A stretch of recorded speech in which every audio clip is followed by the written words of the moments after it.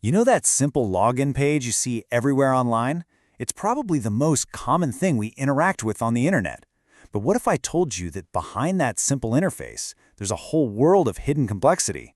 Well, today, we're going to pull back that curtain. We're going to learn how to think like a software tester and see just how deep this rabbit hole really goes. So, just look at this. 2 little boxes, 1 button. You've probably used a million of them. It seems totally foolproof, doesn't it? But a software tester's entire job is to ask one crucial question. What could possibly go wrong? And the answer? Well, it's a lot. I want you to think about it like this.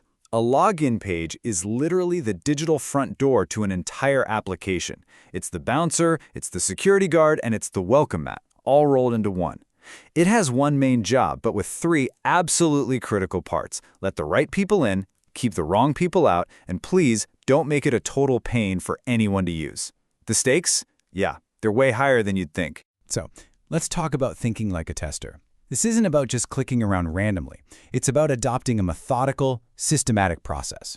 Okay, the most fundamental building block for any kind of testing is something we call a test case. Honestly, it's kind of like a recipe. You've got your steps, those are the actions you take. You've got your test data, those are the ingredients, like a specific email and password.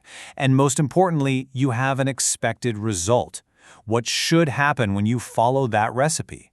Now, these test cases, they basically come in 2 main flavors. On one hand, you've got your positive test cases. We often call this the happy path.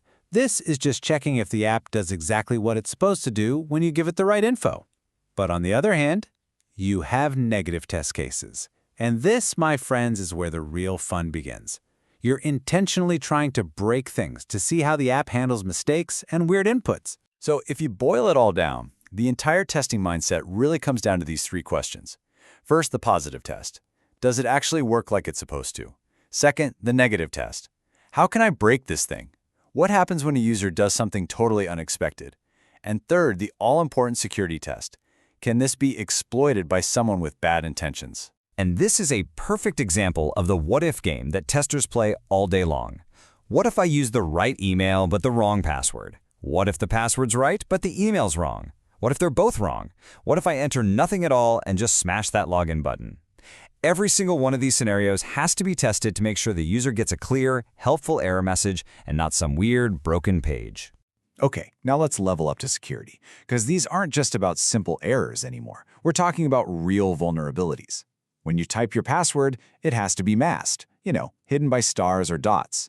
You shouldn't be able to just copy-paste it, and it should never, ever, ever be visible if you look at the page's source code. And that last one, oh, that's a classic, the back button test. So why is that little back button test such a big deal? Well, let me paint you a picture. Imagine you're at a public library or maybe an internet cafe. You log out of your email, you walk away, and the next person to use that computer just hits the back button, and boom, they are right inside your account. That's why a proper logout has to completely kill the session. It's such a simple test, but it has huge real-world consequences. So why are we staring at the number 5? Well, it represents a really important defense mechanism. Imagine a hacker using a program to guess your password thousands of times a second. That's called a brute force attack. To stop that, a good system will just lock the account after a small number of failed attempts. 5 is a pretty common industry standard. It's a simple rule that stops those automated attacks cold. And hey, testing isn't just about finding bugs and security holes. It's also about the user experience. You gotta ask, does the form help you out with placeholder texts like email address? Does that forgot password link actually go somewhere useful? And for accessibility, can you use the tab key to jump between fields or just hit enter to log in? A truly good application is one that's just easy and intuitive for everyone to use. Okay, on to our next section, building your testing lab. So now that we know what to look for, let's talk about how you could actually set this all up and try it yourself, right on your own computer. Now, to test a web application, you basically need to create a mini internet on your own machine. This table here breaks it down. XAMPP is this fantastic free tool that bundles everything you need into one package. It gives you Apache, which acts as the web server that hosts all the website's files. It gives you MySQL, which is the database where stuff like user accounts get stored.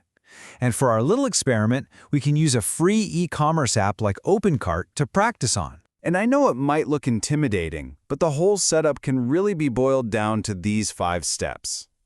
The main idea is to create a totally self-contained sandbox on your computer where you can play around and test things safely without breaking anything. You're basically just installing the environment, putting the app on top of it, and then telling them how to talk to each other.